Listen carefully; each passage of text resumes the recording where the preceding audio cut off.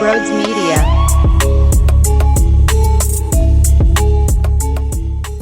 Oh my God. Oh my God. That was the worst baseball game I've ever watched. That has to go down in history. Major League Baseball history. Send it to Cooperstown that was the most trash game ever. This is the type of series where, truth be told, I don't really care what happens. I just need you to win the series. And really, I need you to sweep. Just win. But this was so ugly and so problematic that I can't ignore the fact that, you're just so fucking lucky the Nationals blow cock. That's what it is. They are really bad.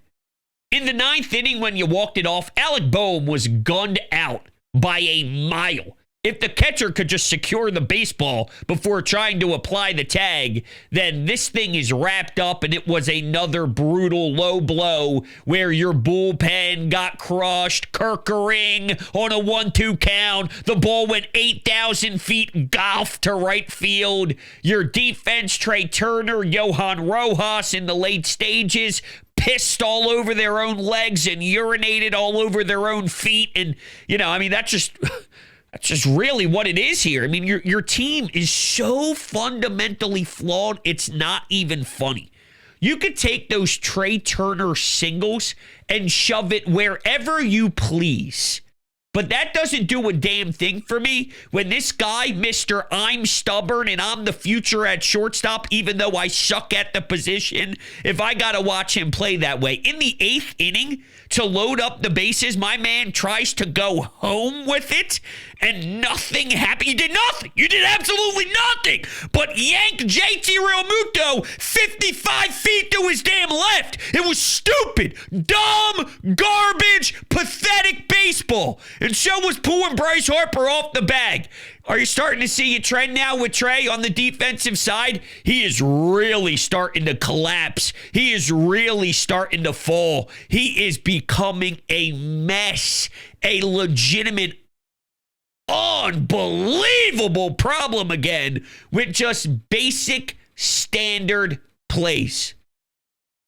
I don't know if he doesn't think the game very well prior to the ball coming his way, which is what you learn when you're 3. Know where you're going to go with the ball before the ball comes to you. He doesn't. He doesn't. And by the way, more with the Johan Rojas crap outside of the ninth and in the early stages of the game. Listen, if the Nationals didn't hesitate on a relay throw, he just didn't pick up Dusty Wathan over at third. And as he was running home, he stopped midway. He didn't know what to do. He did a little dance. And again, if the Nationals actually had brain cells and knew how to play the game, then this thing wouldn't have even been nearly as close as what it was. They had bases loaded, no outs. The only other team that you could ever survive bases loaded, no outs in this league is probably the Phillies.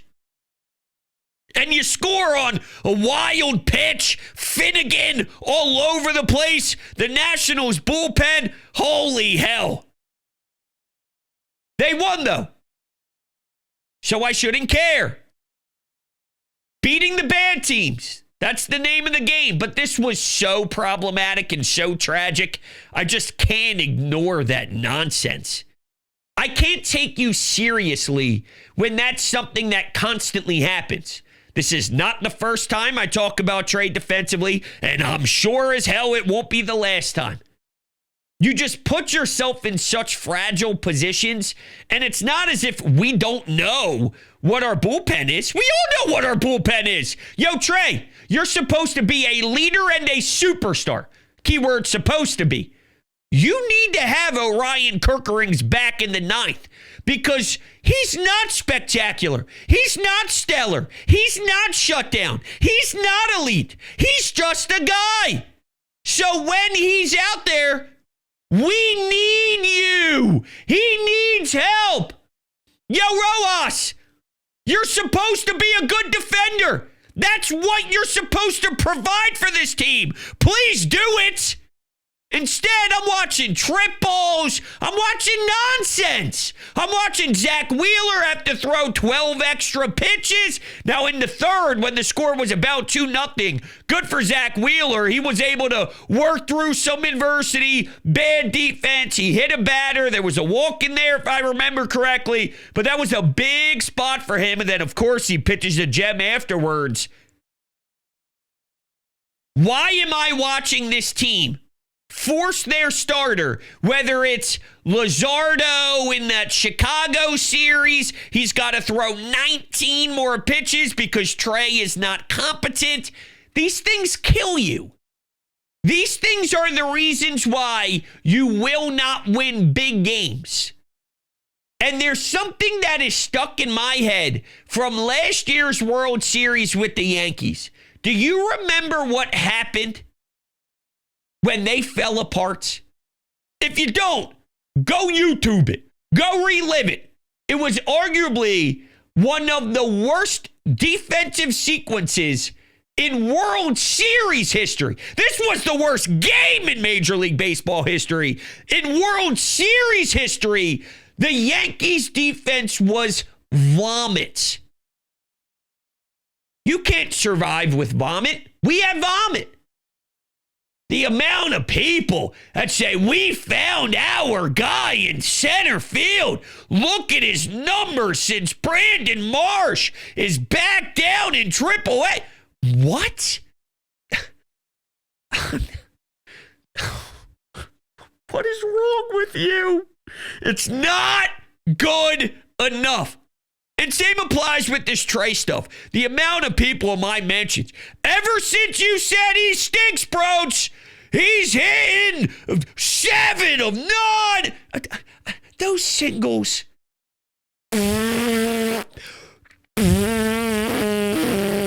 Come on, man. What are we doing with those singles? It's an embarrassment. Singles. Yeah. Him and Bohm. Go with your little singles. He's the worst shortstop ever. That applies to this equation, too, on who Trey Turner is. I told you the 295 last year was the quietest 295 that I can ever remember out of a hitter. I need him to make a strong impact on the game positively. When he smoked it to right field, now we're talking. The dinky little single crap? Nah. I didn't pay $300. You know who gives you dinky little singles? Yohan Rojas. Yohan Rojas gives you the dinky little singles. That's not the expectation and the standard I have for Trey Turner. So we'll see what he does moving forward, but So where else are we? I guess the 9th. I mean, Bohm singled, Stott walked. Kepler had the sack that moved people over. Rojas had the sack to tie it, even though it should not have been tied. It should have been game over. And then before Trey Turner even got to step up to the dish to do anything, well, he was at the plate, but when the ball bounced and all that stuff, you could tell by Bryson Stott's reaction, although I know he was in some sort of pain and they were showing his finger to Rob Thompson before the post-game interview. So he was probably feeling some sort of terrible pain or something, because you could even tell when his teammates went to grab him and jump up and down. But I don't know if it was because of that or one of those, like, that's a fucking joke, boys. That's one of those when you go to the clubhouse and you don't celebrate. That wasn't a good win. That's a disgusting effort, and we should be fucking pissed off. And I don't know if the reaction was because Bryson Stott didn't feel healthy in the moment and there was sort of a shock going through his body, or if it was just anger and frustration from the guys from top to bottom. Probably that. I saw Bryce's face, the look on his face when he got pulled off the bag and they tried to review it to see if he actually got him on the follow through there. They challenged the play, and you could just tell when he was looking up at the screen for the replay that there was just this sour look in his mouth and the sour look in his face of this is just total nonsense and absolute garbage. And it's the truth. And this type of stuff can't continue to happen. You know, this is the same Nationals team that got the doors blown off of them by the New York Mets prior to this series. I believe they got beat up and allowed 19 runs or something. So that is how terrible this Nationals team is. Let's see. On Monday, they lost 19-5 in their own ballpark to the Mets as they fell in that series. So I just wish you could have pummeled them more and really take their soul and let them know, yeah, the Mets did that. We can also do it. So Bryce Harper, 1 for 4. Kyle, 1 for 4. He had the Schwarber bomb, the 2-run Schwarber bomb. Nicky C, 0 for. JT, 0 for. And Trey up at the top of the lineup with 3 singles, which I don't care about, and the double in the 8th, which I care about. But I'm sorry, the negatives, unfortunately, they outweigh the positives in this one. I don't care that, hey, they made Johan's homer. Like, let me tell you something. Johan Rojas isn't now just going to be a home run hitter to the point where that home run really matters to me. Like, you hit one off the Nats. I mean, again, this is the type of team that you're playing. Johan Rojas can go yard.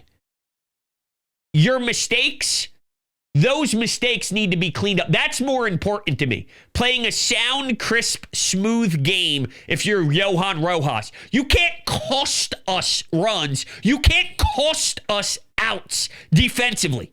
Like, that is not okay. That needs to stop. That needs to be the difference on a day-to-day basis for Johan Rojas.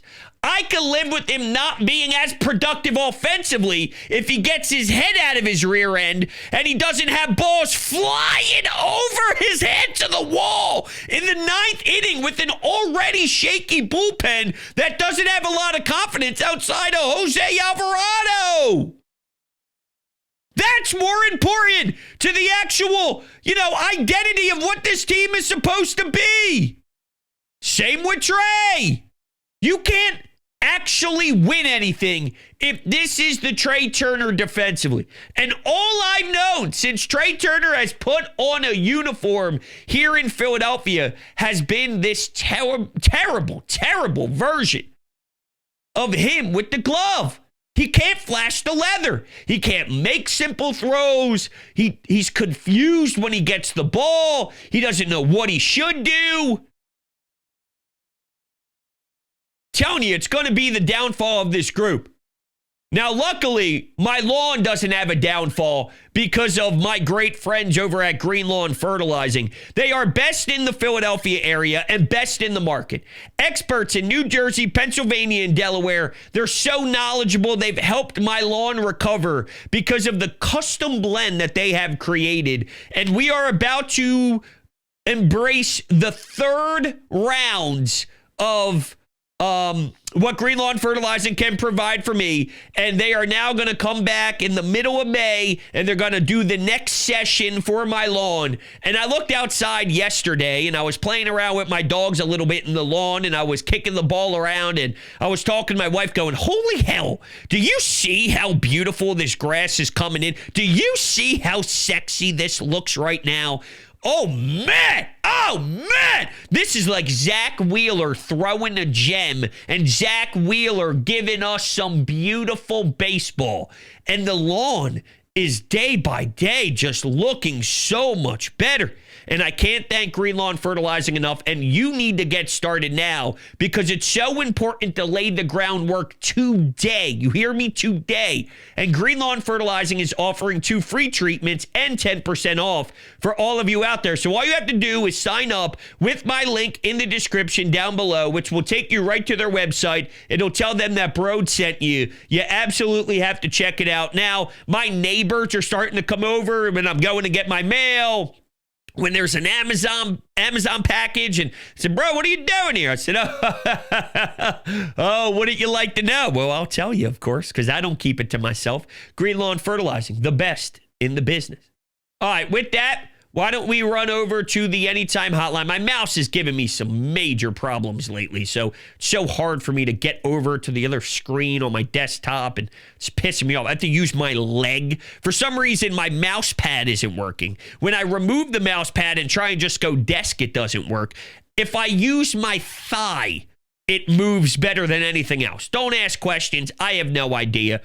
Tonight doesn't make sense in any way, shape, or form. Baseball-wise, recording-wise, I don't know. Let's go to the phones. Hey, Brodes, it's Steven here. I'm a big fan of your show, man. You do great things on there, and keep it up. I love listening to you on WIP. I love your passion for, sports talk, and I appreciate that. But there's one thing that I just don't understand. You hate Trey Turner, dude. Listen, I understand he plays bad. His defense is not sharp all the time. I understand he hasn't really lived up to the deal to the extent that we need him to. But you would have thought, you said last year that 295 meant nothing to you. Dude, 295, most hitters in this league would wish to have a 295 year. So, I just don't understand that. Because I watch every game, and I know you do too. And by the way, I appreciate your kind words. Thank you so much. This is all just fun sports debate. It's lighthearted. But I watch the games, and when I see him play, he doesn't help this team the way that he was promised to help this team. He just doesn't. And no matter what the numbers say, right? 295. Yeah, you're right. There are a lot of guys that would love to hit 295. But his 295 does not help. Why doesn't his 295 help this team? Why doesn't his 295 really give you that fire that you're looking for, where you feel you can win down the stretch because Trey Turner is a warrior, because Trey Turner is a machine? I never feel we are in a great spot because we have Trey Turner at the dish. I think, I hope Trey can do something here. And when he does something, it's a single. But I hope and I pray that he can get us something significant. I don't know that he's going to give me something significant. And that's problematic when he's sold to be what he is. And here's another reason, too, is because when you go back to that playoff series against the New York Mets, and that's a big deal for me, that I watch someone who gets that type of dough fail that miserably. If you go to his postseason game log against that team in particular, he had a no-hit game in game 1, a no-hit game in game 4, which was to start the series and to end the series. He had 1 hit in game 3. He had a nice day at day 2. So of the 4 games, he had 3 terrible games and 1 good one. This is where we need you to beat a division rival where you are the division winner. My thing that's crazy is the people who love Trey Turner. I don't get that. I don't get the defending of Trey as if he is better than what he is. Because you even prefaced it by saying, I know he's underperforming. I know. Well, then that's why I feel the way that I do. Forget anything else. One of the first things that was brought up is, I know he's not good defensively, and I know he's underperforming based off the contract. Boom. That's why I feel the way that I do about Trey Turner. It's that simple. Is he was brought in here. Like, if Bryce Harper wasn't here, Trey Turner is the face of the Phillies.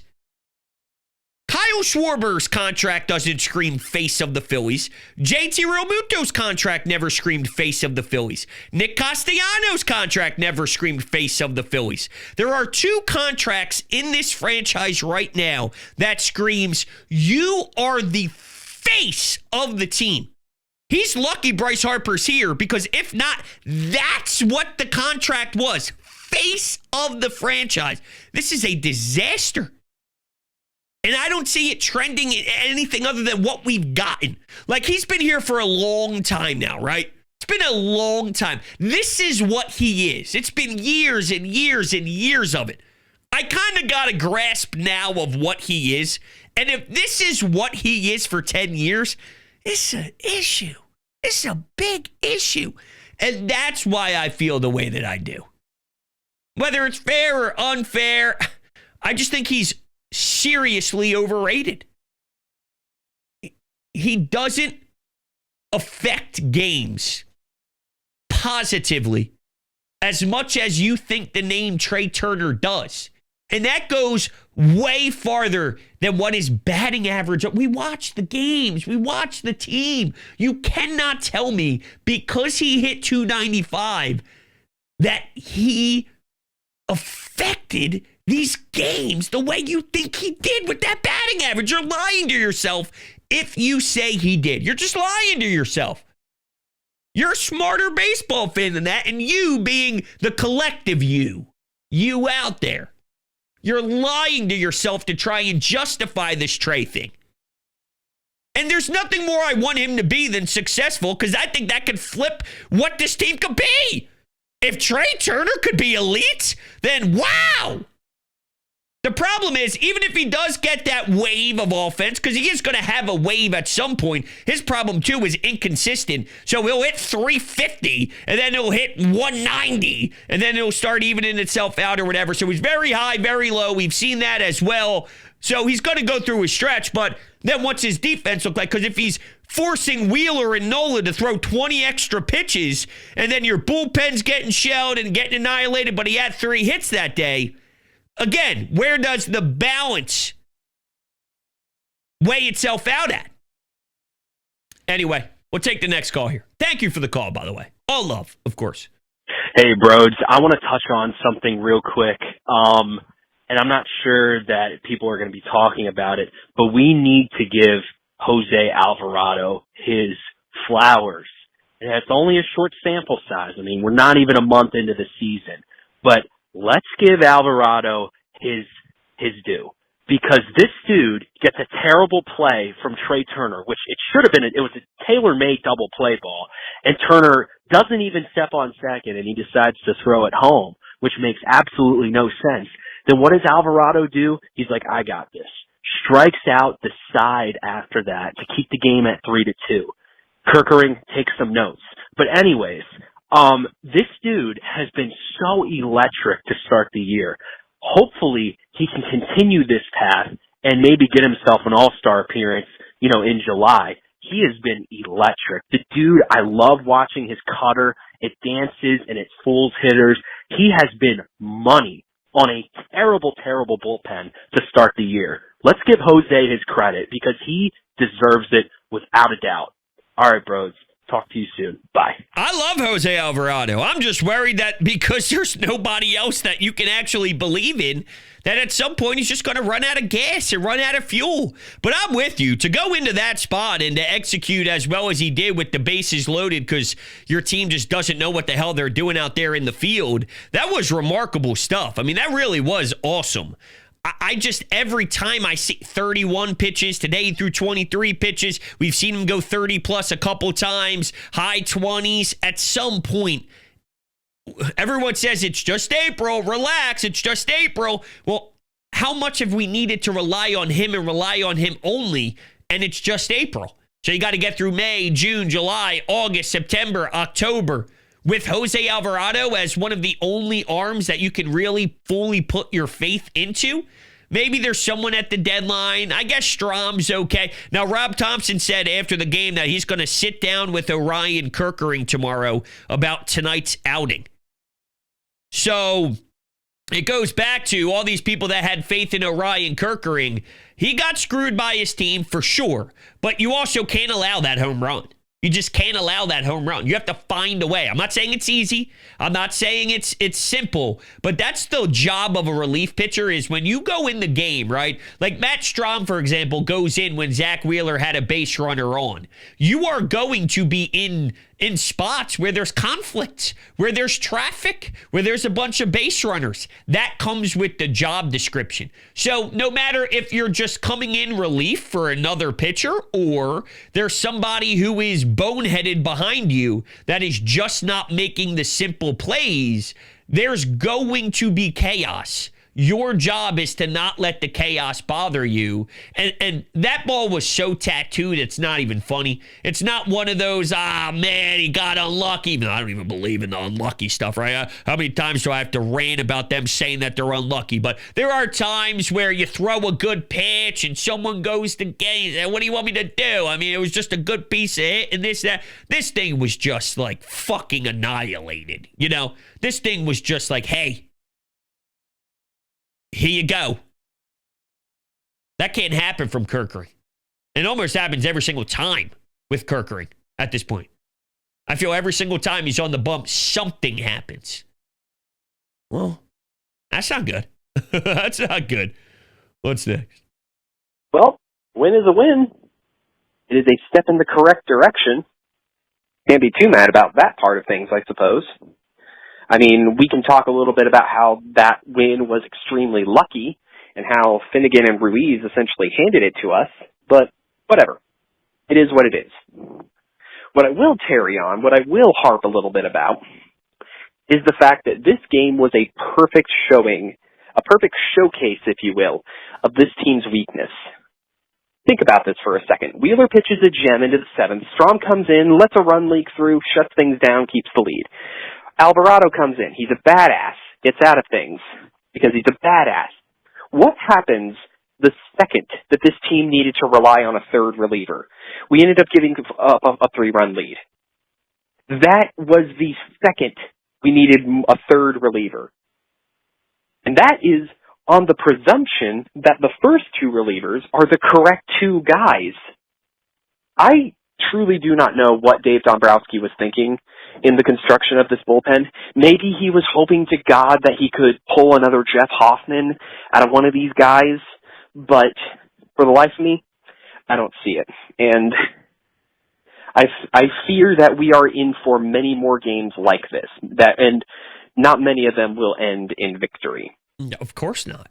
No, of course not. Of course they're not going to end in victory. Yeah, no, and I don't... Did you mention center field? Because Rojas isn't polished enough.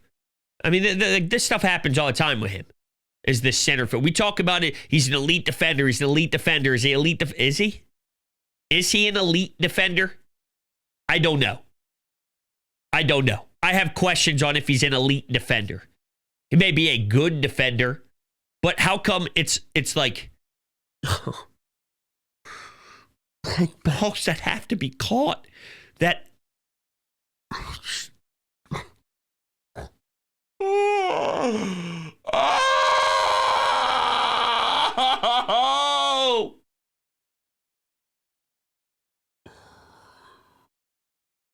oh man.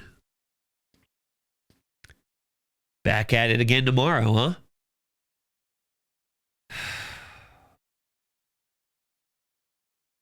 Good night, everybody.